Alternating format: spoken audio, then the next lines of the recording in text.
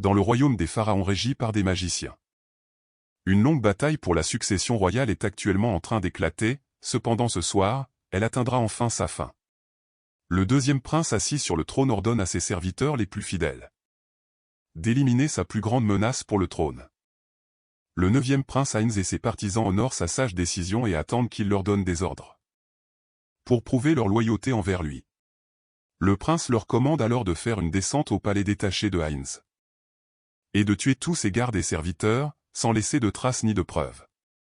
L'un de ses partisans attire son attention en déclarant qu'il ressent une autre présence et qu'elle semble dangereuse. Juste à ce moment-là, le partisan s'effondre soudainement, mort. Un homme mystérieux aux yeux rouges brillants apparaît, demandant si le garçon assis sur le trône est le deuxième prince. Le prince est soudainement alarmé et craint pour sa sécurité. Son épéiste intervient et dégaine sa lame.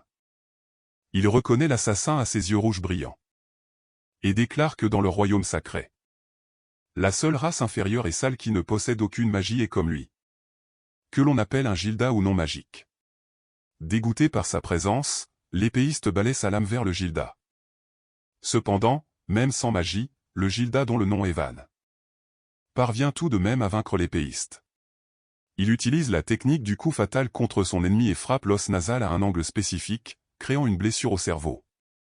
Quand cela se produit, être un utilisateur de magie ne comptera pas vraiment. Car après tout, ils sont toujours des humains qui peuvent mourir de blessures graves. Il se tient maintenant face au mage qui lance un sort pour l'éliminer. Cependant, Van est plus rapide que le mage et parvient à lui donner un coup de pied, lui brisant la mâchoire au passage. En conséquence, il a disloqué sa suture maxillaire. Le mage se tord de douleur, et Van se moque alors du mage pour avoir pris son temps à incanter. Il bondit ensuite et donne au mage une autre attaque, le battant efficacement. Le prince est choqué qu'il ait réussi à battre son épéiste et son magicien même sans magie. Van souligne que les utilisateurs non magiques comme lui peuvent définitivement gagner contre les utilisateurs de magie. Enragé, le prince demande s'il est un assassin engagé par Ainz. Il admet qu'il est un assassin, mais qu'il n'est pas engagé et qu'il le fait simplement en faveur d'un ami. Le prince refuse de croire qu'il est un ami de la royauté et se moque de son origine et de sa parenté. Puisqu'il est un utilisateur non magique, il n'est rien d'autre que de la vermine et du bétail et ne pourra jamais être un ami de la royauté. En s'éloignant de Van, il demande combien il a été payé et propose de doubler ou tripler la somme pour sa loyauté. Cependant, Van choisit de mettre fin à sa vie pour avoir moqué les utilisateurs non magiques. Bientôt, la mort du deuxième prince est annoncée comme étant due à une maladie, les funérailles sont menées solennellement. Et la longue intrigue palatiale se termine ailleurs. Van rend visite à son bon ami, le neuvième prince Ainz. Le prince le remercie d'avoir éliminé son frère pour lui, car grâce à cela, il deviendra certainement le prochain roi. Van félicite son ami en lui demandant comment il se sent enfin à l'aube de réaliser son rêve de longue date. Ainz le corrige en réitérant que c'est le rêve. Et jure que lorsqu'il montera sur le trône, il supprimera définitivement les politiques discriminatoires contre la race non magique Gilda. Il veillera à ce que personne ne les appelle jamais plus du bétail, il se donne alors un coup de poing pour affirmer leur promesse. Le prince l'invite ensuite à sa nuit de couronnement, mais Van répond qu'il vaudrait mieux ne pas y aller, car cela affecterait son image en tant que nouveau roi. Ainz réitère qu'il ne laissera pas une telle chose se produire. En soulignant qu'il a besoin de son ami présent, cependant, Van refuse finalement son offre, craignant que cela ne lui cause des ennuis. En tant que nouveau roi, il attendra patiemment que les gens changent d'avis à leur sujet, sachant que ce ne sera pas une tâche facile. Le prince le remercie pour sa considération et sa compréhension. Avec cela, il suggère à son ami de rentrer chez lui et de se reposer pour l'instant. Après tout, la longue bataille est terminée et il peut maintenant passer du temps avec sa famille. Van sourit à cette idée et remercie son ami de lui permettre de prendre ses vacances plus tard. Van se repose dans son logement et nettoie son corps, puis il se rend dans son ancien bureau et voit les livres s'accumuler sur un côté de la pièce et les mannequins qu'il utilisait pour s'entraîner. Tous couverts de poussière. Puis il réalise que la bataille est enfin terminée. En repensant à cette bataille qui a commencé quand ils étaient jeunes, ils rêvaient tous deux d'un monde totalement différent. À cause de cela, il est devenu un assassin que personne ne détecterait jamais en raison de son manque de magie. Ainz lui rappelle que leur chemin vers le changement ne sera pas facile. Il serait confronté à des épéistes puissants, des mages et des guerriers magiques, Le prince a également souligné que le fait qu'il soit un Gilda posait plus de désavantages. Et doutait qu'il puisse vraiment gagner contre des maîtres qui avaient perfectionné la magie, confiant en ce qu'il pouvait faire, Van a déclaré qu'il apprendrait aussi la magie, ce que le prince trouvait impossible. S'il ne pouvait pas l'utiliser, alors il serait la meilleure personne au monde pour connaître la magie et l'utiliser contre les utilisateurs de magie. Il prévoyait d'utiliser les arts martiaux pour surmonter son manque de magie. Heinz lui a souri parce que, étant Van, il savait qu'il pouvait tout faire s'il s'y mettait, à présent. Van se sent nostalgique en feuilletant les pages d'un ancien livre de magie, il le remet sur la pile et murmure que c'était vraiment une longue bataille. Plus tard, Van est en route pour chez lui et essaie d'acheter des fruits pour sa petite sœur, il est sur le point de payer pour les fruits. Mais le propriétaire du magasin remarque qu'il a les yeux rouges, il pointe du doigt l'affiche anti-Golda au fond. Et déclare avec dédain qu'il ne vend pas à des vermines comme lui, en représailles, il lui reprend ses pièces de cuivre, les autres propriétaires de magasins commencent alors à le remarquer aussi. Et expriment leur confusion quant à sa présence dans la capitale royale, ils le traitent comme quelqu'un ayant une maladie contagieuse, craignant que s'ils s'approchent de lui. Ils perdent également leur magie, les anciens rois ont décidé que les Gilda, ou la race non magique, servirait de bétail pour les Alquesols ou la race magique. Cela a donné naissance aux différences dans les systèmes et les évaluations basées sur la quantité de magie à cause de la division que la race magique a commencé à exploiter sur la race non magique. Ils étaient utilisés pour des travaux pénibles mettant leur vie en danger et comme troupes d'élite dans les guerres. Le seul égal à eux est la lourde taxation. Mais chaque fois qu'il y avait des troubles sociaux et une menace de renversement de la monarchie, les Golda étaient les premiers à être blâmés, ce qui a bien sûr entraîné leur massacre.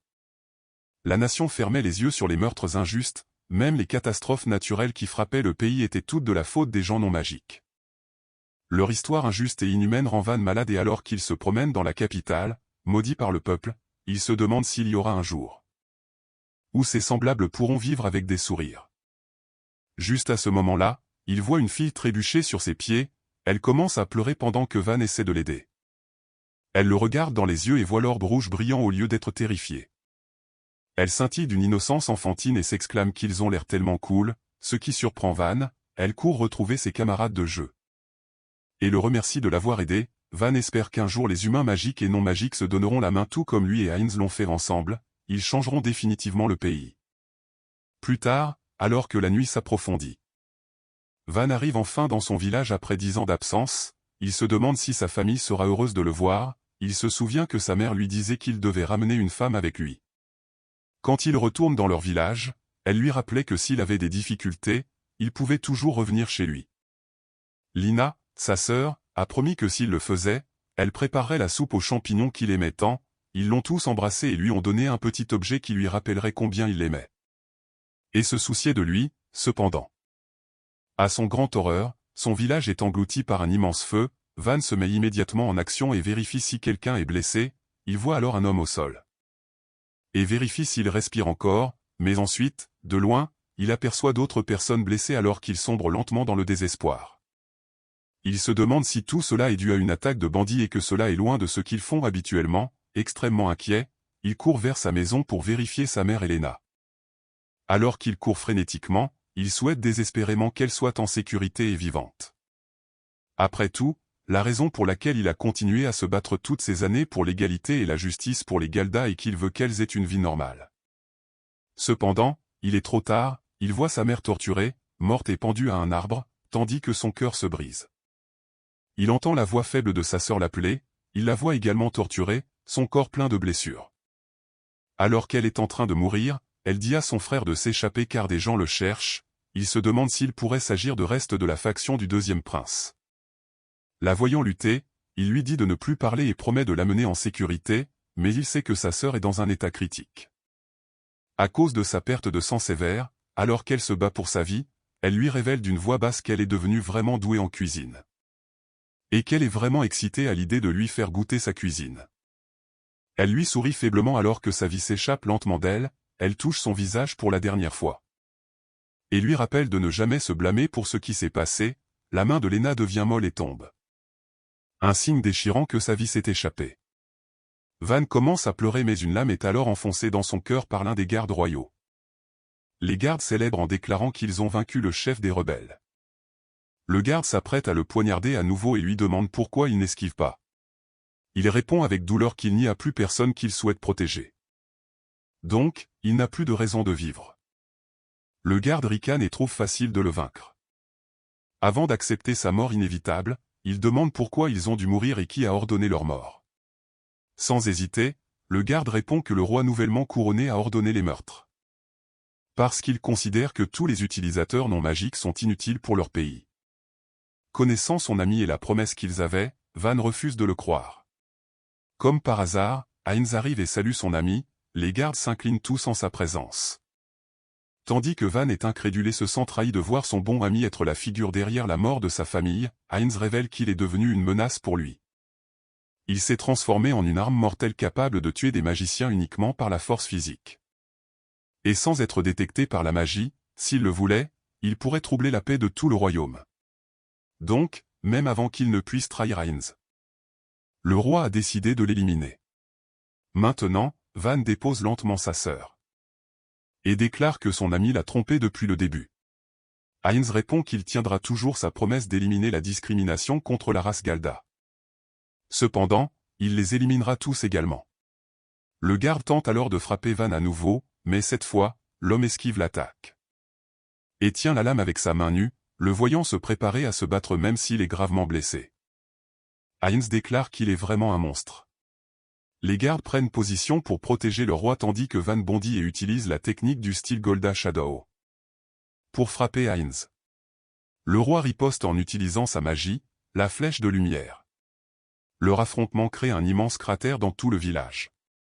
Le roi se moque de son vieil ami, déclarant que même dans son état sévère, Van se bat toujours pour protéger le corps de sa sœur morte.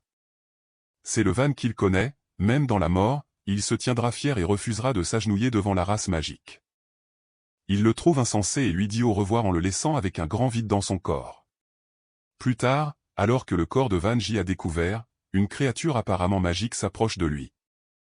Et lui donne une autre chance de vivre, de faire mieux et d'avoir sa revanche. Après un certain temps, Van ouvre les yeux et regarde ses propres mains et pieds. Désorienté, il se demande s'il est encore en vie et essaie de comprendre son environnement. D'une manière ou d'une autre, l'endroit lui semble familier. Juste à ce moment-là, il entend la voix de Lena l'appelant. Il panique. Et est complètement choqué qu'elle soit encore en vie.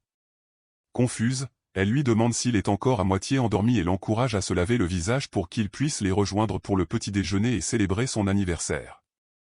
Sa mère entre soudainement dans la pièce et lui souhaite un joyeux 15e anniversaire. Et c'est à ce moment-là qu'il réalise qu'il est de retour dans le passé, il y a 10 ans. C'est une belle journée ensoleillée. Et la famille célèbre à l'extérieur. Van est toujours incrédule face à ce qui se passe. Et se demande s'il fait un long rêve. Un vent fort souffle, faisant perdre ses pétales à une fleur. Il en attrape un, son réflexe rapide, et Lena trouve cela incroyable. Il réalise alors que les arts martiaux qu'il a étudiés avec acharnement sont restés avec lui, à part cela, le souvenir de son village en flammes. Les derniers mots de Lena, la trahison de son ami et l'épée qui a été enfoncée en lui sont tous encore clairs et crie qu'ils sont tous réels. Le voyant agir de manière étrange. Lena vérifie si son frère va bien. Van lui assure qu'il va bien. Et qu'il n'y a rien à craindre. Juste à ce moment-là, leur mère les appelle pour manger ensemble et célébrer. Ailleurs, une femme monte à cheval aux côtés des gardes. L'un d'eux s'excuse auprès d'elle de ne pas avoir pu trouver de magicien de rang A ou supérieur ailleurs. Elle critique les chevaliers pour leur manque de réactivité. Soulignant qu'il y a eu des civils blessés, elle voit ensuite le village de Gilda devant elle. Ne le connaissant pas, le garde explique que les habitants du village ne sont pas exactement des citoyens du pays, mais du bétail. La femme trouve cela troublant mais ne dit rien et continue simplement à monter. Pendant ce temps, de retour au village, Van savoure sa soupe préférée et déclare que c'est nostalgique. Sa mère entend cela et trouve cela étrange, puisqu'elle vient juste de cuisiner pour lui l'autre jour. Il rit nerveusement et admet que c'est son plat préféré. Donc il en a toujours envie. Lena lui dit doucement qu'elle a aidé à la cuisine. Il lâche alors que ce n'est pas étonnant que les ingrédients soient inégaux. En colère, Lena se tourne vers leur mère pour se plaindre de Van. Il regarde alors affectueusement les deux personnes les plus importantes de sa vie. et réalise qu'il a eu la chance de recommencer à partir de 10 ans en arrière. Cependant, il ne sait pas quoi faire ni par où commencer. Voyant l'inquiétude gravée sur son visage, sa mère demande s'il s'inquiète toujours du chemin qu'il va prendre. Il se rappelle alors qu'à 15 ans, les hommes de Galda doivent décider de leur chemin. Il a 3 choix à ce stade de sa vie: 1. Faire un travail mal rémunéré dans la ville de Galda, 2. Quitter la ville et se jeter dans un travail dangereux sous mépris, et enfin, devenir mercenaire. Bien que les Gilda n'aient pas de pouvoir magique, beaucoup d'entre eux possèdent de forts corps physiques. Également en raison de leur nature à ne pas être détectés par la magie. Ils peuvent servir efficacement de scouts ou d'espions. Lorsque le royaume est en guerre, les mercenaires de Galda sont les premiers à être déployés sur les lignes de front. Ils sont traités comme des personnes qu'on peut facilement jeter. Et comme des pions efficaces pour l'armée, mais s'ils survivent à la guerre et aux missions, ils sont garantis d'une haute compensation.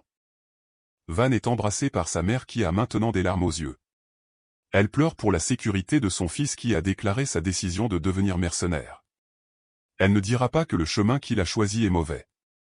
Après tout, la raison pour laquelle ils peuvent manger maintenant est à cause de la fortune que son mari a gagnée sur le champ de bataille, mais puisqu'il s'agit de son fils unique, elle ne peut s'empêcher de s'inquiéter. Après tout, la raison pour laquelle ils peuvent manger maintenant est à cause de la fortune que son mari a gagnée sur le champ de bataille, mais comme il parle de son fils unique, elle ne peut s'empêcher de s'inquiéter. Beaucoup d'hommes de Galda décident de devenir mercenaires pour gagner de la fortune même s'ils savent que c'est une vie dangereuse. Il avait choisi ce genre de vie aussi dans sa précédente existence. Et rencontre Heinz actuellement alors qu'il continue joyeusement la célébration.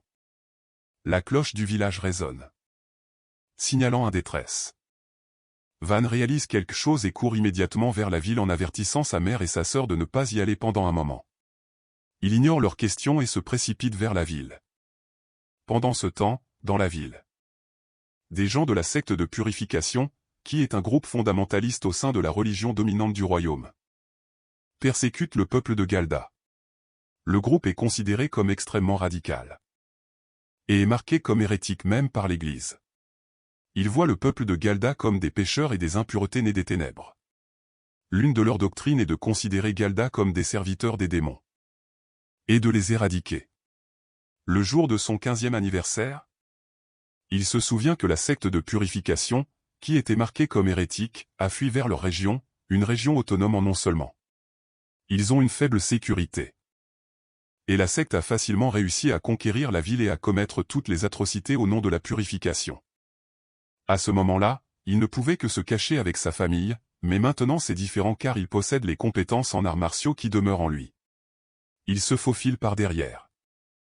Alors que la secte continue leur purification sur la ville, ils arrosent les gens de flammes qu'ils prétendent avoir le pouvoir de purifier le péché. Pendant ce temps, alors qu'il se faufile par derrière, Van surprend un membre de la secte et frappe rapidement. Il est indétectable et c'est l'une des compétences de base qu'un mercenaire de Gilda utilise contre les magiciens. Une fois que vous avez l'ennemi verrouillé dans vos bras, l'assassin doit blesser le cerveau et la colonne vertébrale. Si ces points vitaux sont ciblés en premier, les magiciens mourront sûrement avant de pouvoir utiliser leur magie. Avec cela, il met facilement à terre le membre de la secte, provoquant choc et tumulte chez les autres. Un autre membre essaie d'attaquer Van pour ce qu'il a fait. L'homme lève son épée et essaie de le poignarder, mais Van le devance et enfonce la lame dans sa poitrine à la place. L'homme devient mou après l'attaque. Seules les armes infusées de magie peuvent percer les défenses magiques. Et comme il n'a pas ce genre d'armes, il prévoit d'utiliser les leurs à la place. Un autre membre de la secte tente d'utiliser la magie contre lui, mais Van est beaucoup plus rapide. Il utilise son agilité pour frapper l'homme en premier, le faisant tomber son bâton. Alors que l'homme est encore vulnérable, il attaque à nouveau, le battant finalement. Il dirige ensuite son attention vers les 3 membres restants et prévoit de les finir une bonne fois pour toutes. Soudain, une voix résonne ordonnant de s'arrêter. Il regarde alors un autre membre de la secte et le voit traîner une femme avec lui tout en tenant une arme. Il dit à Van de s'agenouiller sinon il tuera la femme. Van est en conflit et réalise qu'il y a plus de membres de la secte qu'il ne l'avait anticipé. Il essaie de gagner du temps et de retarder la situation. Mais le membre de la secte menace de tuer la femme. Il finit par céder et lève les 2 mains, montrant qu'il se rend. Maintenant en toute clarté, l'homme appelle les autres membres restants. Abattre le garçon. L'homme tenant la femme leur dit d'arrêter de jouer et de tuer le garçon déjà. Cependant, ils ne sont pas d'accord puisque Van a tué leur camarade. Il prévoit donc de le faire souffrir davantage avant de l'éliminer définitivement, mais l'homme les pousse toujours à finir cela car l'enfant lui donne une mauvaise impression. Puisque les autres membres ne sont toujours pas d'accord.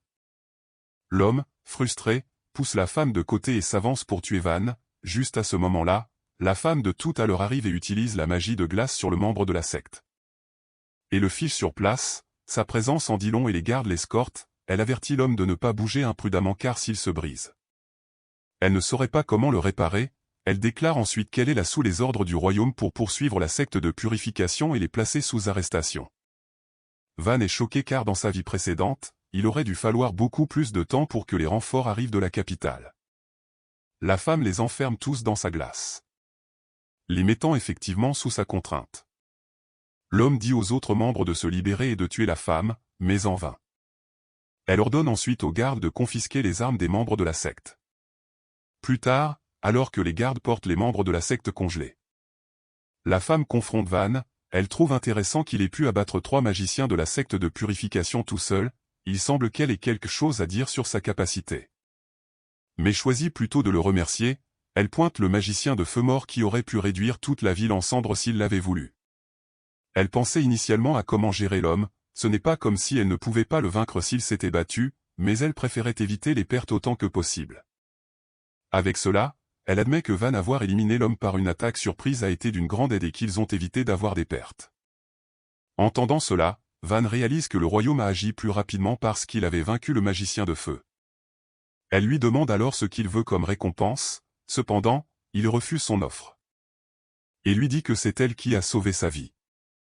Il la remercie même pour montrer sa gratitude et sa sincérité, impressionnée par lui, elle tend la main en demandant son nom, Van déclare son nom. Et la femme se présente comme Hélène. Elle l'invite ensuite à venir avec elle à l'académie de magie, ce qui choque le garçon, l'académie de magie est une école de internat établie par 3 nations dans le but de recruter des talents. Que la personne soit un roturier ou un étranger. On peut entrer à l'académie tant qu'on réussit l'examen d'entrée. Van a entendu parler de l'académie auparavant dans sa vie précédente, la plupart des héros et des magiciens étaient des diplômés de l'académie. Et donc il est confus quant à la raison pour laquelle elle offre une si bonne affaire puisque des gardes royaux sont présents, Hélène lui dit qu'il devrait parler en privé. Et lui prend la main pour l'emmener dans un endroit plus calme, elle lui sourit et admet que c'est sa première fois dans la région et qu'il peut aussi lui faire visiter. Plus tard, ils arrivent à un lac serein où personne ne peut entendre leur conversation. Elle regarde autour d'elle et demande si personne ne saura si quelqu'un est mort dans la région. Dans un mouvement surprenant, elle tire son arc et sa flèche fait de magie de glace. Et les pointe vers le garçon, il fait alors rapidement le tour de son dos, elle est surprise par son mouvement agile, surtout lorsqu'elle découvre qu'il n'a pas utilisé de magie. Mais seulement sa pure technique physique, il a réussi à briser sa ligne de vue. Et à entrer dans son angle mort, il saisit sa main mais finit par la lâcher réalisant qu'elle ne fait que le tester. Comme il ne ressentait aucune intention meurtrière, elle rit de sa déclaration, impressionnée qu'il semble avoir beaucoup d'expérience alors qu'il est encore si jeune. Elle admet qu'elle aime tester des choses et maintenant qu'elle a confirmé qu'il a le pouvoir de combattre les magiciens uniquement avec des techniques physiques. Elle a cette pensée soudaine qu'il pourrait être capable de changer la situation actuelle de Golda s'il vient à l'académie. Il fait une pause un moment et réalise qu'elle parle de la chevalerie. Elle confirme cela et déclare qu'elle est convaincue qu'il peut être éligible pour la chevalerie de l'académie. L'honneur d'un chevalier est un système qui récompense les étudiants qui obtiennent des résultats exceptionnels. Tout en fréquentant l'académie. Les récipiendaires de la chevalerie, quel que soit leur statut social d'origine, obtiennent le droit d'établir une nouvelle maison noble dans le royaume. Le territoire accordé lors de la chevalerie est généralement une terre liée aux récipiendaires. Ce qui signifie que Van pourrait même se voir accorder la ville de Galda s'il obtient le titre. Cela n'avait jamais été une option pour lui auparavant. Contrairement à son ancien moi, il n'a pas encore dépassé l'âge requis pour passer l'examen d'entrée. Cependant, il a 3 questions. D'abord, l'examen nécessite une recommandation d'un noble du royaume. Avant même qu'il ne termine de parler, Hélène se porte immédiatement volontaire pour en rédiger une pour lui. Deuxièmement, il demande s'il peut toujours recevoir la chevalerie même s'il n'a pas de magie. Étant donné qu'un tel cas ne s'est jamais produit auparavant, bien que cela soit vrai. Ceux qui ont obtenu la chevalerie dans le passé partageaient tous quelque chose en commun. Ils ont transcendé la tradition et atteint un nouveau principe de magie, de la découverte de la médecine magique au percé dans la recherche des cercles magiques. Utiliser la magie n'est pas le seul chemin. Après tout, soumettre des magiciens sans compter sur le pouvoir magique est également considéré comme un grand accomplissement. Et sa capacité unique correspond certainement à cette idée. S'il peut faire reconnaître son talent par tous, il pourrait devenir la première personne de Gilda à obtenir la chevalerie. Enfin, Van demande à la fille quel est son objectif dans tout cela. Pourquoi se donner la peine de l'aider? Il sait qu'elle ne fait pas cela simplement parce qu'elle veut qu'il réussisse. Elle lui sourit et demande si elle n'est pas assez digne de confiance à ses yeux. Il admet qu'elle ressemble à quelqu'un qui veut contrôler les choses. Il veut connaître ses véritables intentions. Et pourquoi elle le pousse à devenir le seigneur de Gilda. Elle fait une pause un moment, mais refuse ensuite de lui dire sa véritable raison de l'aider. Le silence s'étend entre eux. Juste à ce moment-là, Lena arrive et demande ce qu'il fait près du lac. Van est choqué par la présence de sa sœur, qui a entendu qu'il avait combattu la secte dans la ville plus tôt.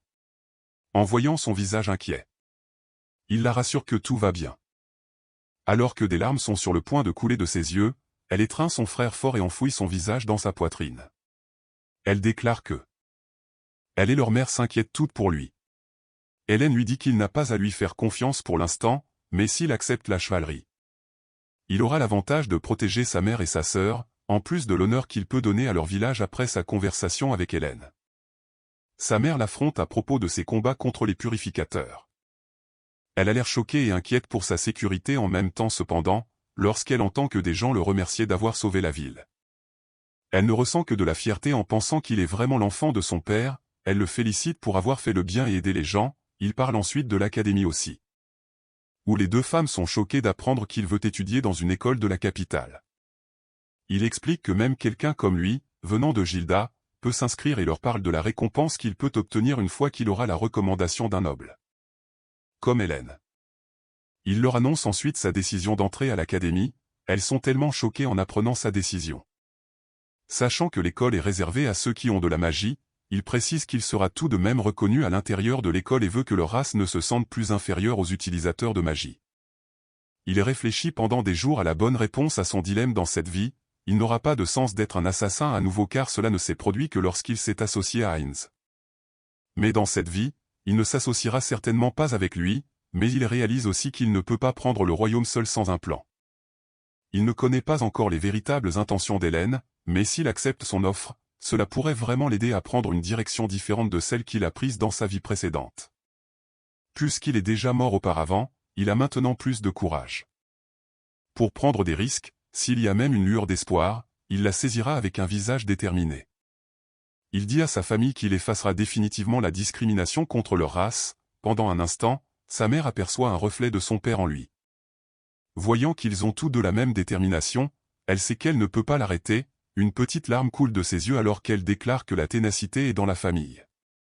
Et qu'elle sait qu'il fera la bonne chose et n'en doute pas, il remercie sa mère de soutenir sa décision, mais elle devient sérieuse et lui demande s'il a déjà réfléchi à la façon dont il paiera les frais de scolarité. Il panique en oubliant complètement cette partie de l'école. Elle soupire profondément et déclare qu'elle trouvera un moyen de soutenir ses besoins à l'école. En entendant cela, Lena se porte volontaire pour travailler aussi. Pour donner de l'argent à son frère pour l'école, il les empêche de penser à travailler pour lui et commence à s'inquiéter pour sa situation. Réalisant qu'il n'y a pas de travail bien rémunéré à Galda qu'il pourrait obtenir, cependant, bientôt le problème d'argent est résolu. Lorsqu'Hélène lui donne l'argent de la récompense qu'il a reçue en battant la secte de purification, donc maintenant l'argent n'est plus un problème pour s'inscrire à l'académie de magie. Des semaines passent. Evan est maintenant prêt à vivre sa nouvelle vie en ville, sa mère lui rappelle qu'il rencontrera des gens qui se moqueront de lui pour être un Galda. Mais il doit endurer sans se sentir inférieur, elle veut qu'il vive avec dignité puisqu'il est sa fierté et sa joie. Van promet de faire de son mieux, Lena intervient. Et dit à son frère que quand il reviendra, elle veillera à lui préparer sa soupe aux champignons préférée. Il ébouriffe les cheveux de sa sœur en disant qu'il sera de retour bientôt, il fait ses adieux à sa famille. Pensant que cette fois, il tiendra définitivement sa promesse. Plus tard, il arrive enfin à la prestigieuse Académie de magie, de nombreux jeunes candidats viennent à l'académie comme Van, un jeune homme s'approche du garde à l'entrée. Et il se présente comme un noble de la famille Hohenbourg qui a été recommandé par son père, le garde s'incline devant le jeune homme et lui permet d'entrer. Un autre candidat avec une recommandation s'approche également du garde. Et elle se fait saluer et est autorisée à entrer. C'est au tour de Van de s'approcher du garde, il est choqué lorsqu'il se fait crier dessus par le garde pour avoir approché l'académie, les spectateurs voient ses yeux rouges. Et le juge instantanément comme sale pour être un Gilda. Van dit au garde qu'il n'a rien fait de mal. Et qu'il veut juste passer l'examen, le garde lui dit qu'il ne sait pas où il est, Van rétorque que n'importe qui peut passer l'examen, peu importe son statut, le garde pointe sa lance vers lui. Et lui dit qu'il agit au-dessus de sa condition. Malgré la lame pointée sur son cou, Van est plus agacé qu'effrayé, il regarde tous les témoins et comprend qu'il ne peut pas passer l'examen s'il cause une perturbation de quelque manière que ce soit. Un autre garde plus âgé intervient pour dire à l'autre qu'il ne peut pas provoquer de violence devant les candidats à l'examen. Van se sent soulagé qu'une personne raisonnable soit apparue, malheureusement pour Van, le garde plus âgé l'appelle dilué pour avoir même essayé de passer un examen. Le garde plus âgé lui dit que bien que l'académie ne discrimine pas en fonction du statut des étudiants, l'examen nécessite tout de même une recommandation d'un noble du royaume. Van montre au garde la lettre de recommandation. Le vieux garde regarde de plus près et voit qu'elle a même le sceau du noble du royaume attaché, l'autre garde l'accuse de falsification. Et essaie de lui prendre la lettre, ne voulant pas qu'il la prenne, Van le plaque au sol, le garde plus âgé demande pourquoi l'autre est soudainement tombé. Alors qu'il et les autres n'ont pas vu l'attaque, l'un des examinateurs, Klaus, apparaît pour demander ce qui se passe, il commande tellement de respect que les gardes s'agenouillent devant lui, les gardes racontent à Klaus au sujet de Van. Alors l'instructeur demande qui il est, Van se présente et lui dit qu'il a été recommandé par Hélène Steinard, la simple mention du nom d'Hélène choque tout le monde. Klaus lit attentivement la lettre de recommandation, il détermine qu'elle provient légitimement de la famille Steinhardt. Klaus s'excuse pour la façon dont les gardes l'ont traité et lui permet d'entrer. Tout le monde chuchote avec choc car ils sont intrigués qu'un membre de la famille Steinhardt ait recommandé un Galda à l'intérieur du campus. Van voit que les autres candidats sont des personnes d'élite, il reconnaît un garçon comme étant le futur maître épéiste, Date, il regarde autour de lui d'autres candidats. Et les reconnaît comme de futurs utilisateurs de magie d'élite. Il se souvient comment ils sont devenus des héros du royaume tandis qu'il est resté dans l'ombre, il se rappelle comment ils sont devenus de simples laquais du deuxième prince à cause de la lutte pour la succession royale. La nuit où il les a tués est encore claire dans l'esprit de Van, il voit maintenant qu'il doit rivaliser avec les personnes sous les projecteurs dans sa prochaine vie, il est convaincu que s'il peut rivaliser avec les étoiles, alors il pourrait être capable de changer le royaume. L'un des candidats nommé Falk s'approche de Van et lui dit qu'il n'a pas le droit de rester si calmement dans l'académie. Van répond que rester là n'est pas un crime. Dire cela insulte simplement Falk qui continue en disant qu'un Galda comme lui n'a pas le droit d'être dans l'académie. Van pense à quel point il serait très facile de simplement baisser la tête pour éviter des ennuis. Cependant, il se souvient comment sa mère lui a dit de ne pas se sentir inférieur aux autres, il se souvient aussi de sa vie précédente. Lorsqu'Heinz lui a dit de ne jamais baisser la tête s'il veut que le jour de l'égalité arrive, Falk se sent insulté que Van ne semble pas l'écouter. Et le soulève dans les airs comme un enfant, Van l'avertit que c'est lui qui l'a frappé en premier, Van saisit les poignets de Falk. Faire plier le harceleur.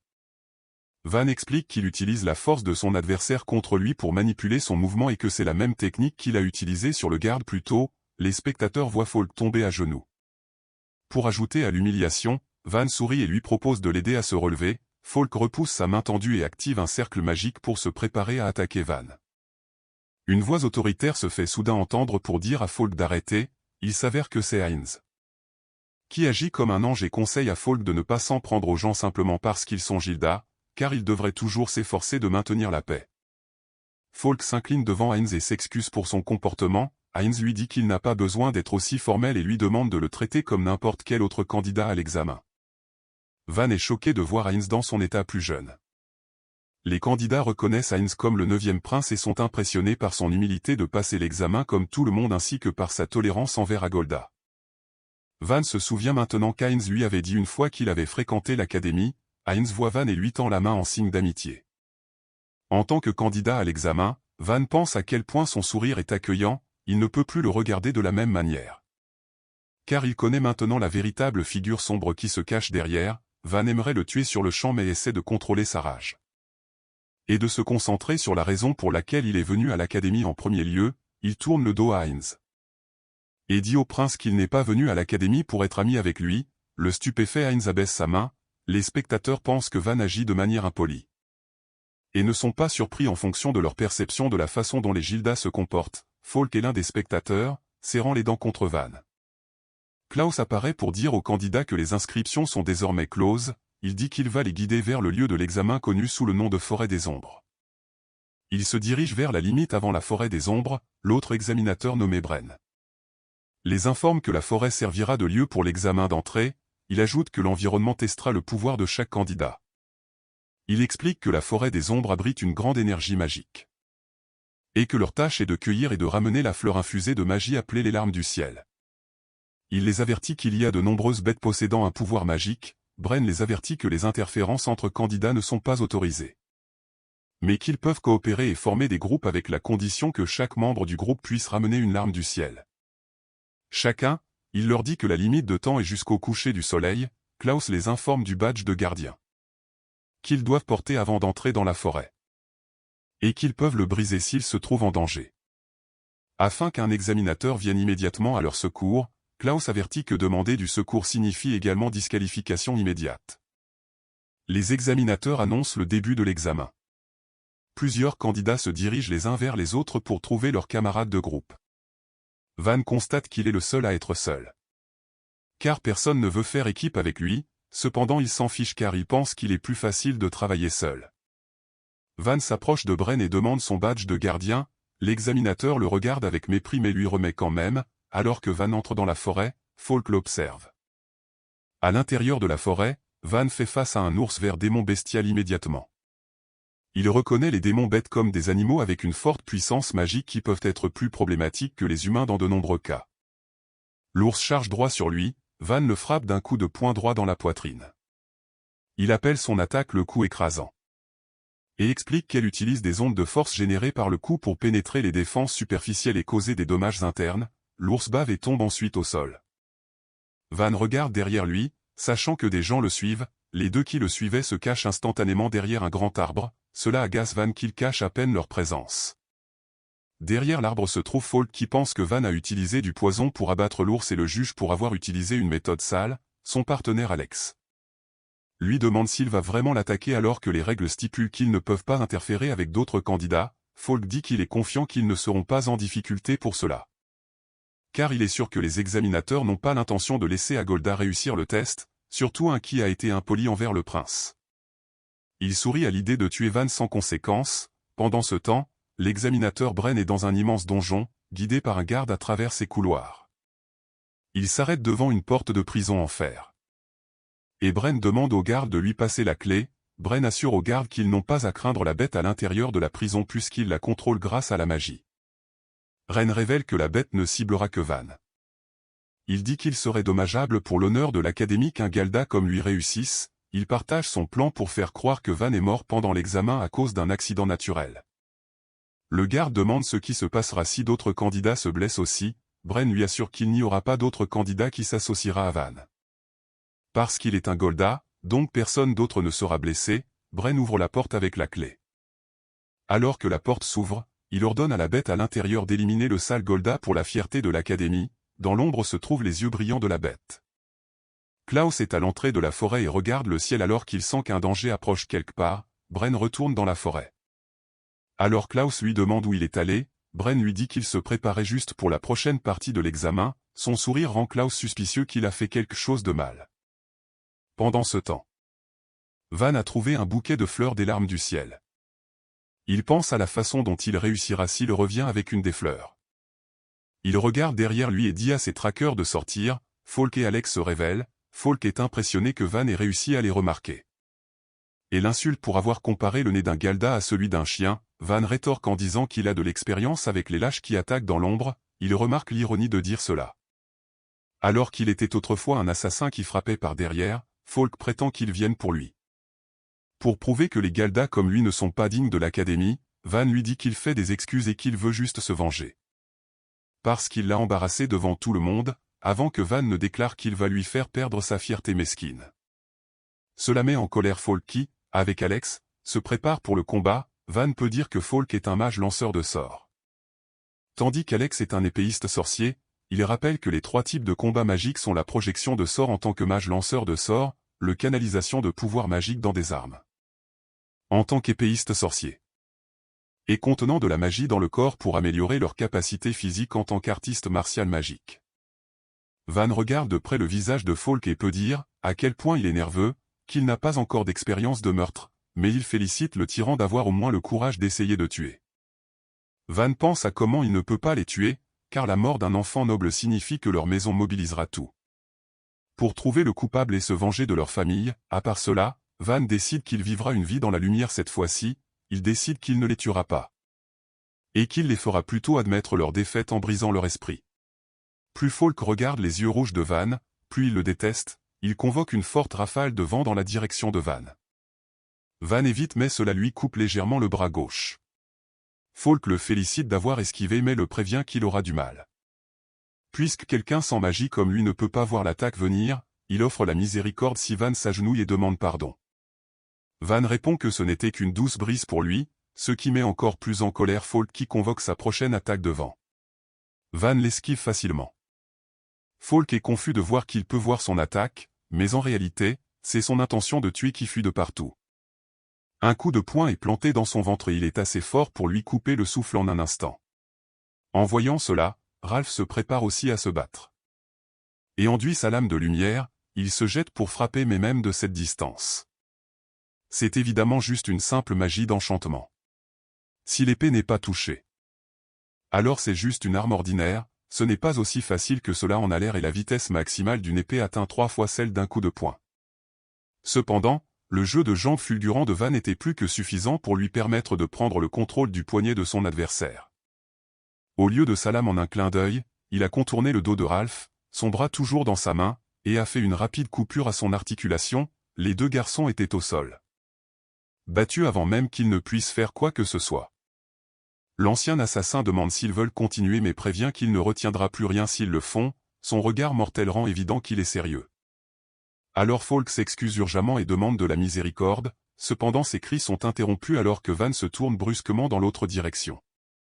Les 2 étaient confus mais il a senti le danger et était sûr que quelque chose n'allait pas, réalisant ce que c'était, il dit urgemment au garçon plus faible de s'éloigner de là tout de suite, une présence massive s'approchait d'eux laissant derrière elle une traînée d'arbres abattus, il était trop tard, il pouvait seulement regarder avec choc et s'envoler.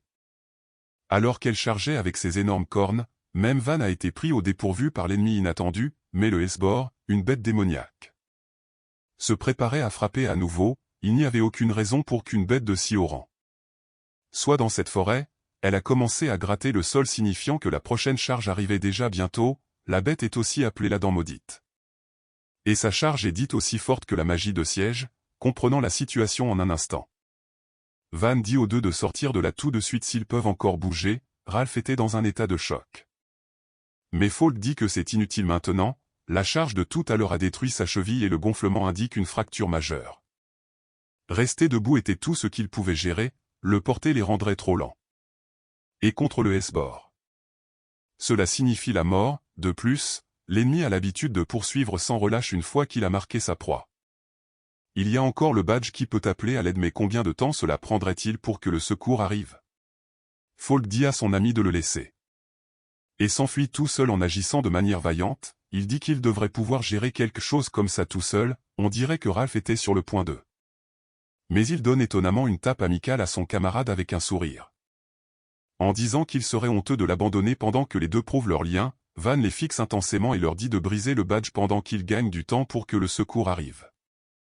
Cependant, échouer à l'examen de cette manière déshonorerait également leur maison noble, plutôt que de ternir le nom de leur famille, ils préféreraient mourir en essayant de lutter contre la bête démoniaque. L'affichage semble héroïque mais ce n'était rien de plus qu'un mal de tête pour Van, il les appelle à être motivés par rien d'autre qu'une fierté bon marché. S'ils vont se battre, autant se battre pour gagner avec la fierté des nobles du royaume, l'arrogance de Galda les irrite, malheureusement, il n'y avait pas de temps pour se battre. Alors que la bête chargeait à nouveau. Ren regarde avec délice et dit qu'il était temps, entendant cela, Klaus demande de quoi il parle, il dit qu'il pense juste à voix haute.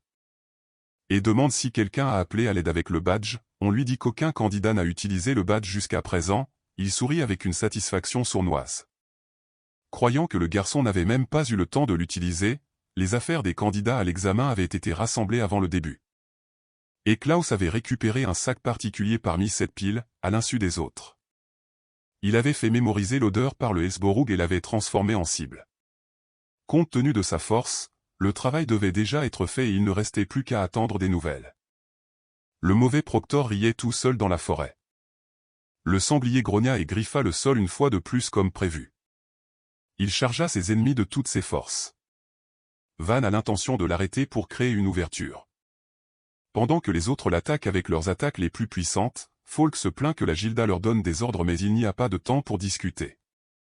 Alors que la bête allait les tuer tous, le jeune homme réagit et se déplace pour l'affronter avant de prendre suffisamment d'élan.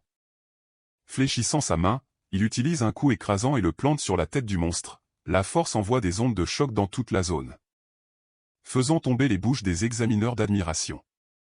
C'est une technique qui cible le point d'origine du mouvement d'attaque d'un ennemi, quand quelque chose avec 4 pattes frappe. La première chose qui bouge est sa tête, tout comme le sanglier, malgré le fait d'avoir frappé ce point. Le sanglier rugit simplement, niant complètement les dégâts. La force actuelle de Van est trop faible. En raison de la perte de masse musculaire et de poids corporel à cause de sa régression, il fait signe à ses camarades qui attendaient derrière. Falk, malgré sa fierté, obéit et déchaîne son vent déchirant sur le corps massif de l'ennemi. Pendant ce temps, Ralph a également frappé, sautant haut pour balancer sa lame améliorée contre lui comme les autres. Son arme rebondit simplement sur la fourrure épaisse, rendant les attaques de tout le monde inutiles. Au lieu d'être blessé, le sanglier semble être encore plus en colère. Van ordonne à tout le monde de se baisser et ils échappent de justesse à la mort. Alors que l'ennemi labourait la forêt et les envoyait voler, cela faisait mal c'est sûr, mais au moins ils étaient encore en vie. Falk a légèrement dévié l'attaque avec son vent. Mais il n'y aura sûrement pas de prochaine fois. Ralph se demande si c'est la fin pour eux, car son épée n'a même pas pu percer. Cependant, Van refuse d'abandonner. Et dit simplement qu'ils vont réessayer une fois de plus. Il ne pouvait pas croire en sa confiance, mais il les assure qu'ils vont en finir une bonne fois pour toutes. Falk s'oppose à cette idée. Et réitère qu'aucune de leurs attaques n'a fonctionné, même de loin. On lui dit alors d'incorporer des pierres dans son vent, pour augmenter son pouvoir destructeur. D'un autre côté, les autres conseillent de percer un point unique de sa lame à travers les côtes de la bête. Ils se demandent ce qu'ils faisaient. Van devrait comprendre qu'ils ne peuvent pas gagner et qu'il peut s'échapper en utilisant les blessés comme appât. Étant donné comment ils ont essayé de le tuer tout à l'heure, il n'a aucune raison de se retenir. Heureusement pour eux. Il n'est pas intéressé par une vengeance mesquine. Son objectif est que sa famille et toute la population de Gilda soient reconnus comme faisant partie du royaume. Cela dit, il ne peut pas abandonner des camarades du même pays. Ils sont frappés par la vaillance et l'héroïsme de ces mots et ne peuvent s'empêcher de repenser au moment pathétique où ils ont essayé d'opprimer le jeune homme. Falk grince des dents, plein de regrets. Ne se souciant pas du moment émotionnel, le Hesbor charge à nouveau vers eux. Et Van fait signe à tout le monde de tirer. Suivant le signal, Falk a utilisé son pouvoir et a déchaîné un énorme torrent de vent. Mélangeant poussière et débris, le courant sombre infusé de sable et de gravier a attaqué la bête démoniaque et a réussi à bloquer sa vision. Maintenant, Van pouvait sauter vers la cible en toute sécurité. Il vise la fourrure épaisse sur son dos et s'agrippe fermement. Les omoplates des quadrupèdes diffèrent de celles des humains car elles ne sont pas directement connectées à la colonne vertébrale. Cela crée une gamme de mouvements flexibles dans les membres antérieurs, mais affaiblit leur stabilité face à une force inattendue. Utilisant la technique d'harmonie, rotation et lancer, il retourne la bête et la frappe au sol. Le mouvement inattendu la stupéfie un instant, créant l'ouverture parfaite pour percer à la base de sa patte avant. Où se trouve le cœur? Ralph a levé sa lame améliorée au-dessus de la cible, mais en voyant les yeux du sanglier, il a hésité, se convainquant et serrant les dents. Il enfonce la lame avec un cri de guerre retentissant. On dirait qu'ils ont réellement gagné contre elle, mais Van sait qu'il ne faut pas y croire tout de suite. Bien que la lame ait transpercé sa chair, elle a raté le cœur épais et battant de la cible. Battant plus fort, le Hesbor a lâché son rugissement destructeur. envoyant des ondes de choc insensées à travers la forêt. Seules quelques-unes possédaient cette capacité spéciale, qui libère un rugissement infusé de magie qui fait tomber tout autour d'elle. Les jeunes examinateurs ont été projetés contre les arbres déracinés. Et il semblait que le rugissement détruisait également leurs entrailles. Ralph ne pouvait même pas bouger et était proche de la mort avec des organes internes rupturés. Pour aggraver les choses, la bête se tenait au-dessus de lui, le considérant comme la première victime. Il savait qu'il allait mourir. Juste à ce moment-là, Van est apparu entre eux, arrêtant le sanglier en tenant ses crocs en place. Utilisant la technique d'harmonie, spirale, il ne prend pas la force de front et la disperse plutôt dans le sol avec un mouvement circulaire. Le sanglier reste sur ses positions, enragé, et refuse de laisser le garçon rediriger son énergie. Van envisage d'utiliser son dernier recours. Il ne sait pas combien de temps son corps faible peut tenir, mais c'est mieux que de mourir là encore. Il dit aux autres de fuir pour sauver leur vie. Il commence enfin à obéir et s'enfuit tandis que la bête fait peser tout son poids sur le corps chétif du jeune homme.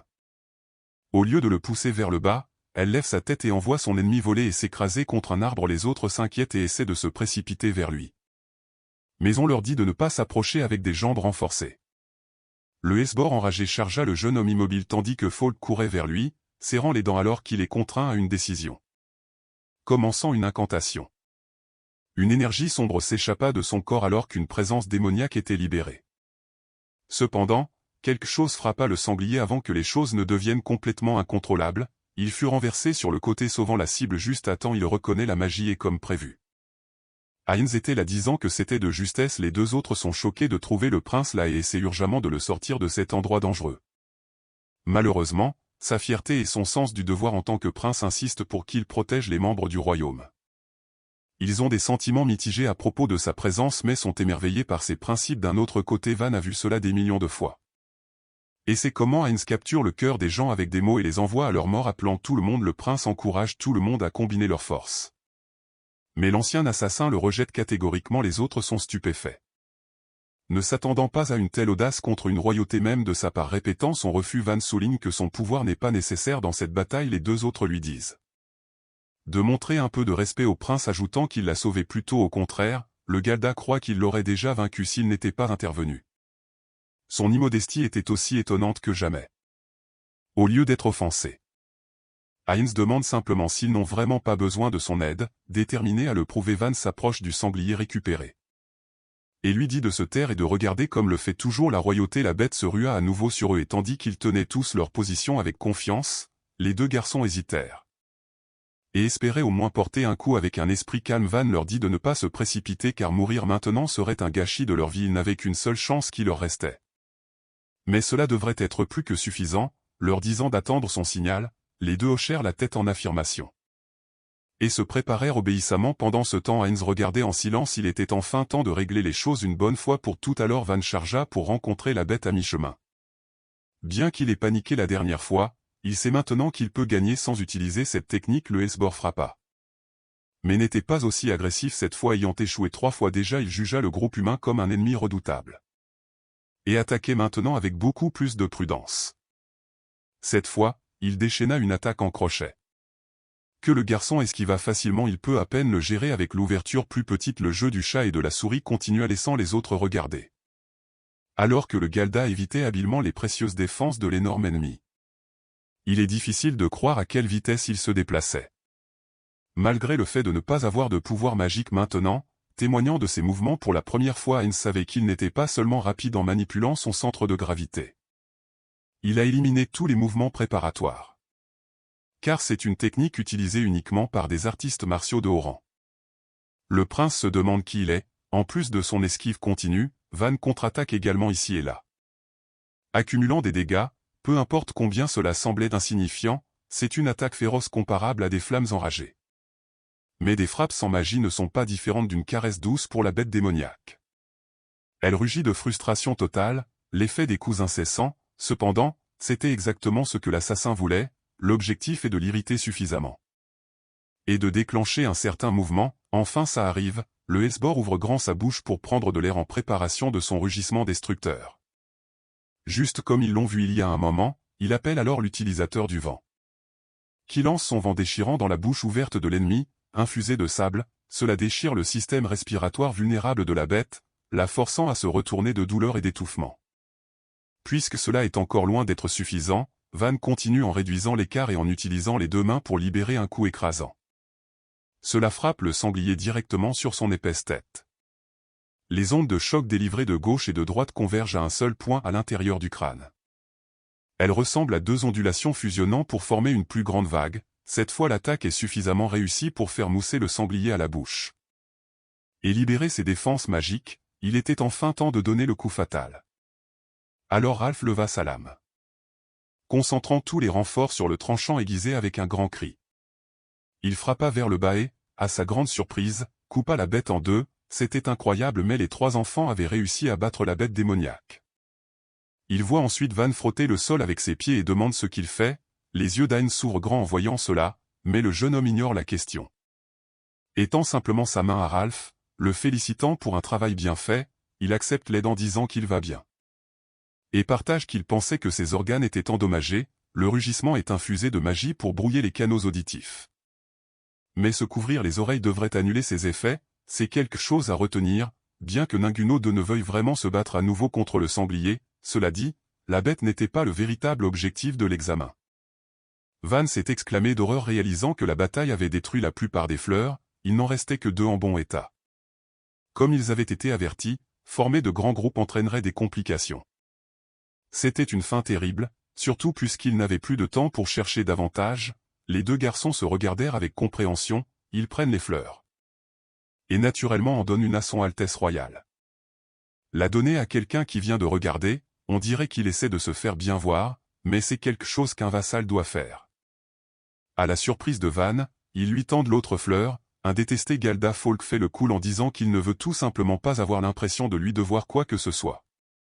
Se remémorant le moment précédent, il dit que son nom n'est pas juste utilisateur du vent et se présente correctement.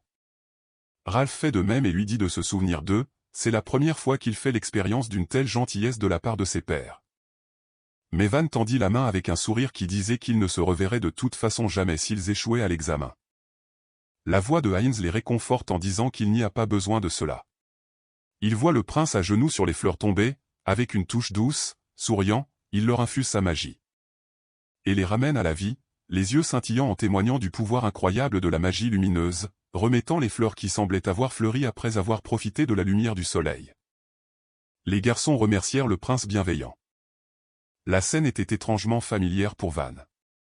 Tout comme cela, les royaux traîtres, leur hache et leur charisme ont trompé un autre groupe de suiveurs, néanmoins le coucher de soleil approchait. Il était donc temps de retourner à la base des examens. Ne tenant pas compte du mépris flagrant, Heinz l'appelle. Et note comment il a couvert ses empreintes de terre plus tôt. Van se demande de quoi il s'agit, alors on lui dit que c'est une étiquette d'assassin. Où ils cachent les traces de leur propre technique basée sur les arts martiaux qu'il a utilisés et l'habitude ancrée sur laquelle il a agi. Le prince demande si le garçon est peut-être un assassin. La question stupéfie l'atmosphère. Heinz a beaucoup d'ennemis. Le roi a renforcé son règne en prenant des princesses des terres conquises comme ses reines, cependant, sa mère, qui est devenue la 5e, était déjà une noble. Et était la première reine du royaume des Pharanis. En tant que telle, ses frères et sœurs et leur mère craignent la probabilité qu'il accède au trône. Une tentative d'assassinat pourrait ne pas être loin, c'est aussi pourquoi il est venu à l'examen seul. Si le garçon devant lui est leur agent, alors il doit s'en occuper tout de suite. Van était toujours silencieux, il réalise qu'il a baissé sa garde après avoir gagné. Et a fini par céder à ses vieilles habitudes. Se qualifier d'ancien assassin n'était pas vraiment une option. Il n'a donc d'autre choix que de faire l'ignorant. Le jeune homme rit et se gratte la tête en disant qu'il n'a aucune idée de telle chose. Heinz n'était pas du genre à se laisser berner par ses astuces si facilement. Alors Van change de tactique et lui dit de penser comme il veut. Une tension silencieuse remplit l'air. Et le poids de ces mots frappa bientôt tout le monde là-bas. Folk se met entre eux et essaie de lui faire comprendre. Mais avant que quiconque puisse faire quoi que ce soit, il voit l'accusé juste devant Heinz, tenant son épaule. En un clin d'œil, le garçon dit qu'il rigole. Et demande qu'il ne fasse pas une telle expression effrayante, tandis que les autres essaient de comprendre. Van sourit et demande au prince d'être compréhensif face au manque de manières d'un campagnard. Le royal l'observe silencieusement, il a montré une ouverture intentionnellement. Mais à part réduire la distance. Il n'a rien fait. Au fond de lui, l'ancien assassin se calma. S'il agissait avec précipitation, il perdrait sa chance de devenir chevalier. Heinz ne se soucie pas de ses mots et de son mépris, mais a une question de plus. Il revient sur l'habitude de cacher ses pas. Et demande à nouveau s'il n'est pas un assassin. Van dit que c'est une astuce enseignée par Hélène. Qui a dit que c'est essentiel pour lui qui compte sur le combat à main nue? C'est un mensonge, bien sûr. Mais il n'a pas d'autre choix. Cependant, la mention du nom de la femme et de sa recommandation choque tout le monde. Surtout qu'elle ne vient pas d'une famille noble ordinaire, il pensait qu'elle semblait hautaine, mais ce n'est pas si simple. La fleur de glace est dans le top 5 de l'académie, donc il ne serait pas surprenant qu'elle connaisse des techniques d'assassinat. De plus, la maison a longtemps servi le royaume. Elle n'a donc aucune raison de comploter contre Heinz. Il a demandé pourquoi quelqu'un comme elle le recommanderait. Van explique simplement qu'elle lui a dit de passer l'examen. Le prince explique qu'elle a probablement l'intention de le faire servir sa maison. Après avoir obtenu son diplôme, en fait, il aurait fait de même s'il avait rencontré le jeune homme en premier. Il balaie les remerciements superficiels du garçon. De plus, s'il y a un complot contre lui, la probabilité est que ce soit la bête démoniaque. Qui l'aurait tué s'il l'avait rencontré sans eux? Considérant les trois comme ses sauveurs, le prince incline la tête en signe de gratitude. Les deux nobles sont surpris par son humilité. Et acceptent avec empressement, mais le Gilda détourne le regard. Disant qu'il n'a pas combattu pour son bien, Falk en a assez de son irrespect et réprimande le jeune homme mal élevé. Van montre de la défiance au lieu de chercher une récompense et des éloges. Pour quelqu'un qui a été couvert de révérence la majeure partie de sa vie, Heinz s'intéresse beaucoup à un tel homme. La base de l'examen était remplie de candidats. Certains ont réussi après avoir ramené la fleur comme demandé. Tandis que d'autres sont revenus les mains vides, le cœur brisé, se demandant comment annoncer cela à leur famille. Les surveillants attendaient le prince et trois autres personnes. Bren trouva cela étrange et se demanda ce qui se passait. À l'origine, la forêt n'avait que des bêtes en dessous du niveau du prince. Comme il voulait éviter les blessures, cependant, le Hesbor n'est pas non plus revenu. Ce qui lui fait craindre qu'il se soit passé quelque chose de grave. Les gens ont commencé à se retourner et à s'exclamer alors que quelqu'un apparaissait des bois.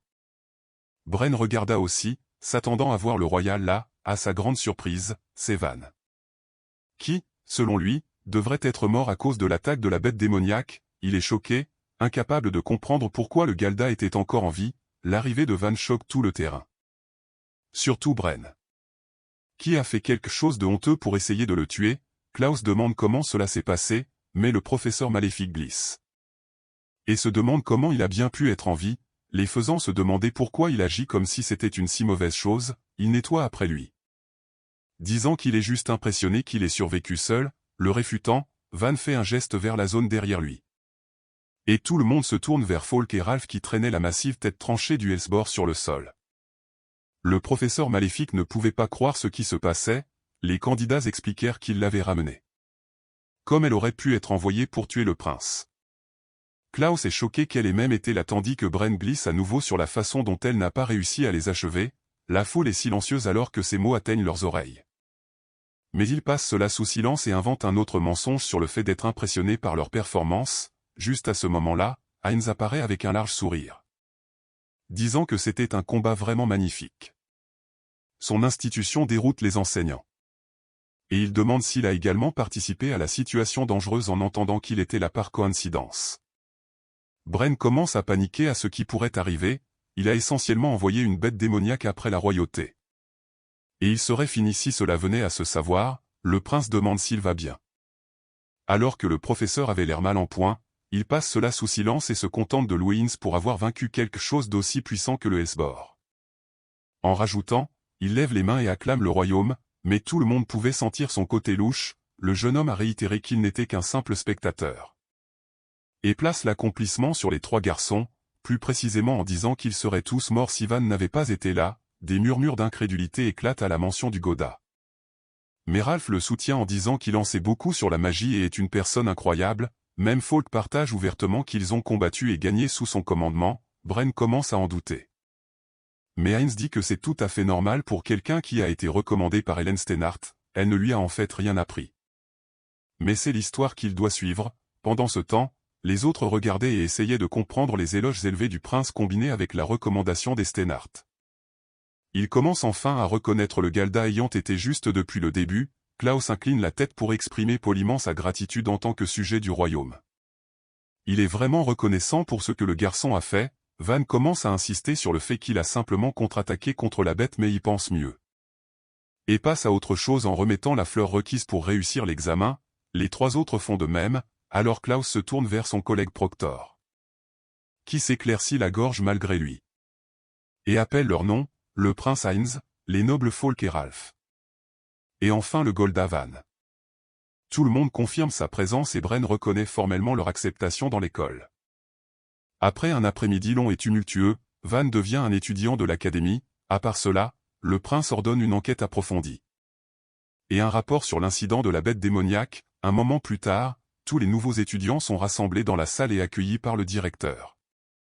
Ce qui leur est demandé n'est pas seulement un talent magique mais avant tout la véritable noblesse pour devenir l'épée et le bouclier du royaume.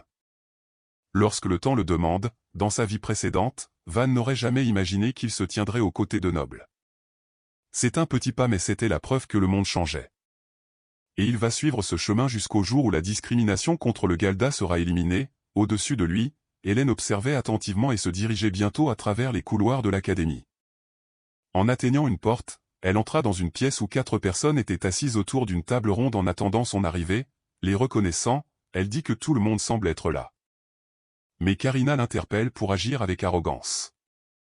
Alors qu'elle arrive en retard, ne voulant pas perdre de temps, Amelia demande alors pourquoi ils ont tous été rassemblés là aujourd'hui. Arnold dit qu'il n'y a qu'un seul sujet que les 5 brillants couronnes discuteraient. Honnêtement, le 8e prince acquiesce. En disant qu'il s'agit de traiter la substance étrangère qui a infiltré l'école, la façon dont il le dit est révélatrice. Un événement plutôt inhabituel a eu lieu. Pour le dire légèrement, après tout, pour la première fois depuis sa fondation, l'Académie a accepté un Agolda, la plupart des 5 étaient en désaccord avec cette décision. Et considéraient cela comme une grave affaire à traiter. Pour aggraver les choses. Celui qui a recommandé son inscription est parmi les 5 d'entre eux qui demandent des explications à Hélène. Qui n'a pas bronché à leurs mots. L'Académie rassemble des fils et filles de nobles avec une forte magie et une grande fierté, ce qui entre généralement en conflit et provoque des duels. Pour maintenir l'ordre dans une telle académie, un groupe d'étudiants idéalistes a pris sur lui de former une organisation disciplinaire. Et s'est appelé les 5 couronnes brillantes. Hélène est sommée de s'expliquer et de dire pourquoi elle a recommandé l'admission d'Agatha. Elle dit qu'elle a simplement reconnu sa force et rien de plus, mais Karina remet en question l'idée même qu'un Galda puisse être fort. Pour beaucoup, ce sont des personnes maudites par Dieu et ne peuvent posséder aucun véritable pouvoir. Malgré son calme, Amelia acquiesce silencieusement et demande comment quelqu'un sans magie peut s'entraîner pour devenir l'épée et le bouclier du royaume. Pour ceux sans magie, Dieu n'existe pas et c'est du bon sens pour le pays. Frapper à ce bon sens est pratique et c'est l'excuse classique que les gens utilisent pour arrêter de réfléchir. Et justifier de mauvaises coutumes. Le prince royal est insulté par sa pique indirecte à sa famille. Mais la femme reste imperturbable face à son froncement de sourcils. Avec cela, Arnold suggère de tester le garçon. Pour voir de quoi il est fait d'une manière ou d'une autre, ils peuvent découvrir si Van a vraiment le pouvoir de protéger l'Académie. Onus est ravi de l'idée et demande si Hélène est d'accord avec la proposition. S'il conclut qu'il manque de force, alors son jugement sera naturellement remis en question. Sachant cela, elle n'a toujours aucun problème à ce sujet, elle se fiche même de qui ils envoient. Et les avertit de ne pas sous-estimer son bénéficiaire. Tandis que le prince se moque de ses mots arrogants, Karina se porte volontaire pour prendre la responsabilité de tester le garçon. Il lui dit de donner tout ce qu'elle a. Et Hélène se demande simplement si Van a d'une manière ou d'une autre attiré son intérêt. Perdant son sourire, elle dit qu'elle veut juste écraser le favori de la fleur de glace. Avec son arrogance. Pendant ce temps, le jeune homme en question marchait dans les couloirs de l'académie. C'était aussi normal que jamais avec des gens assistant à leurs cours. S'inquiétant des classements et faisant des petites conversations avec leurs camarades de classe. Cela fait une semaine que Van est inscrit.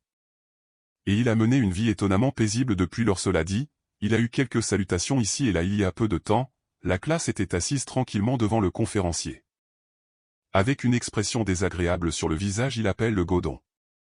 Et lui demande d'expliquer la théorie des 4 éléments en magie. Il reste silencieux un moment, ce qui est tout à fait naturel car la question dépasse largement leur niveau. Le professeur se moque de lui en disant que cela pourrait être trop pour une race qui peut à peine lire, mais Van les surprend en donnant une réponse parfaite et concise à la question malveillante. Le vieil homme reste bouche bée. Alors que son explication substantielle prouve sa vaste connaissance, avec un sourire complice, le jeune homme demande s'il aimerait une discussion plus détaillée. Cela ferme le conférencier qui poursuit sa leçon. Depuis lors, le harcèlement flagrant a complètement cessé. Ralph a couru vers lui et lui a donné une tape amicale dans le dos, notant l'expression sérieuse sur son visage. Son ami l'invite à déjeuner. Van dit vaguement que quelque chose est probablement à cause de lui. Et Falk lui demande ce qu'il veut dire. Il répond simplement qu'ils ont été d'une grande aide et se dirige vers la cafétéria.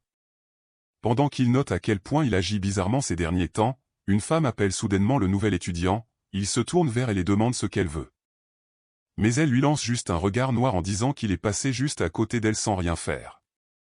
Ils expliquent qu'ils ne l'ont pas remarqué. Il s'incline poliment et s'excuse auprès de la senior, mais Van trouve la pointe d'une épée à quelques centimètres de son cou. Ralph panique et exige de savoir pourquoi elle ferait une telle chose alors que les roturiers sont censés s'agenouiller devant les nobles. Gilda doit se prosterner au sol. Il soutient qu'il n'est pas nécessaire d'en arriver là dans une académie où ils ne sont tous que des étudiants. Cependant elle refuse de céder et essaie de lui faire comprendre la situation dans laquelle il se trouve. En rapprochant la lame encore plus de son cou, Ralph défend son amie en disant qu'elle dépasse les bornes. Même pour une élève de classe supérieure, elle lui ordonne de ne pas être si têtue et d'être obéissant pour une vie académique paisible. L'ancien assassin n'était pas du genre à avoir peur de telles menaces mesquines. Un respect de base entre junior et senior est acceptable. Mais l'oppression n'est pas quelque chose qu'il apprécie, voyant qu'il saisit sa lame. Elle recule instinctivement, méfiante qu'il puisse la lui prendre avec son poids pesant sur la fine lame. Van utilise un coup rapide pour briser l'autre extrémité, laissant tomber le morceau bruyamment au sol. En combinant pliage et torsion, il pousse le métal à sa limite et le brise avec un impact net. Pointer une épée non enchantée à son égard était en gros lui demander de la casser. De telles lames sont généralement destinées à l'entraînement et ne peuvent pas résister à un vrai combat. Elle dit que de vraies épées ne sont pas autorisées sur le campus si l'une d'elles est dans une couronne brillante. Alors qu'il prend note du nom, la fille se détourne en ajoutant qu'elle a déjà fait sa part. Une autre voix confirme qu'il a bien des crocs. Karina s'approche en énumérant ses défauts et disant qu'elle doit agir en tant que membre du comité disciplinaire. Les autres sont choqués que la princesse épée elle-même soit là. D'un autre côté, Van la connaissait d'un autre temps où elle détenait un titre beaucoup plus féroce. Elle sera connue comme la femme qui a fauché des milliers de vies sur le champ de bataille. Mais que faisait-elle là? Dans la première vie de Van en tant qu'assassin, il y avait plusieurs rébellions qui secouaient le royaume en coulisses. Il y avait une faction militante de secte de purification appelée le Cercle de l'Annihilation Blanche. La plus redoutée parmi elles était Karina, une épéiste démon qui maîtrisait toutes les techniques d'épée et tuait de nombreux héros. Le royaume a finalement détruit le cercle à un grand coup, mais le chaos qui en a résulté a déclenché la lutte ultérieure pour le trône. Van ne l'a vue sur le champ de bataille qu'une seule fois. Alors pourquoi l'ennemi juré du royaume se trouvait-elle dans l'académie magique? Elle ajoute une autre accusation à sa liste d'infractions. Demandant ce que c'est, elle dit que c'est tout simplement impoli de sa part de fixer une élève de classe supérieure sans rien dire. Il s'incline en s'excusant, expliquant qu'elle ne lui semblait honnêtement pas être une senior. Cependant ces mots ne faisaient qu'insulter davantage. Ralph lui dit d'urgence d'arrêter et dit qu'elle fait partie des 5 couronnes, mais il ne sait même pas ce que ce groupe représente. Il concerne les 5 meilleurs étudiants de l'académie. Avec un véritable pouvoir et des origines familiales de premier ordre, Karina s'est inscrite à l'âge de 13 ans et était aussi puissante qu'on pouvait l'imaginer. Son introduction était suffisamment satisfaisante pour qu'elle le remercie avec un sourire. Van est surpris qu'une personne comme elle soit en réalité issue de la haute noblesse. Et cela devait être un secret. Après qu'elle soit devenue une rebelle, jamais dans ses rêves les plus fous il n'aurait pensé la rencontrer à l'académie. Peut-être que c'était une chance pour lui d'arrêter la rébellion en la tuant avant qu'elle n'atteigne le sommet de sa force. Cela mettrait fin à la guerre de succession avant même qu'elle ne commence et détruirait les chances de 1 pour le trône. Il interrompt ses pensées pour l'instant et Karina ajoute encore une charge à sa liste. Elle l'accuse vivement de penser à quelqu'un d'autre. Alors qu'il se tient devant elle, la voyant tendre la main vers son épée. Il se met immédiatement en garde. La lame est lentement dégainée, le rappelant qu'elle est autorisée à porter une véritable arme. Il reconnaît sa posture, un tir surprise et son mouvement signature. Et ses victimes meurent si rapidement qu'elles ne voient même pas sa lame. Ralph lui dit de simplement s'excuser pour éviter tout conflit supplémentaire. Mais Van ordonne à son ami de rester en retrait, prenant une posture de combat à son tour, il dit qu'il doit confirmer quelque chose, sa décision n'est qu'une simple folie pour elle. Mais il ne se soucie pas de son opinion. L'air était tendu et immobile. Et les spectateurs n'osaient même pas respirer, attendant avec impatience ce qui allait se passer ensuite. Karina passe devant sa cible. Et complète son attaque en un clin d'œil, l'impact retardé frappe Van. Et la douleur le force à s'agenouiller au sol. Au grand désarroi de Ralph, tandis que la brillante couronne restait silencieuse, elle reporte étonnamment sa punition à un autre moment. Et s'éloigne, après tout, ce serait du gâchis de finir un homme comme lui trop tôt. Les deux garçons la regardent partir en silence. Tandis qu'ils marchent dans le couloir vide, le seigneur demande pourquoi ils ont épargné l'offenseur. Karina tombe soudainement au sol. En disant qu'il ne s'agit pas de l'avoir épargné, elle respirait difficilement au lieu de faire des commentaires. Elle montre sa poitrine qui a été frappée précisément durant l'échange, c'était un tournant choquant des événements.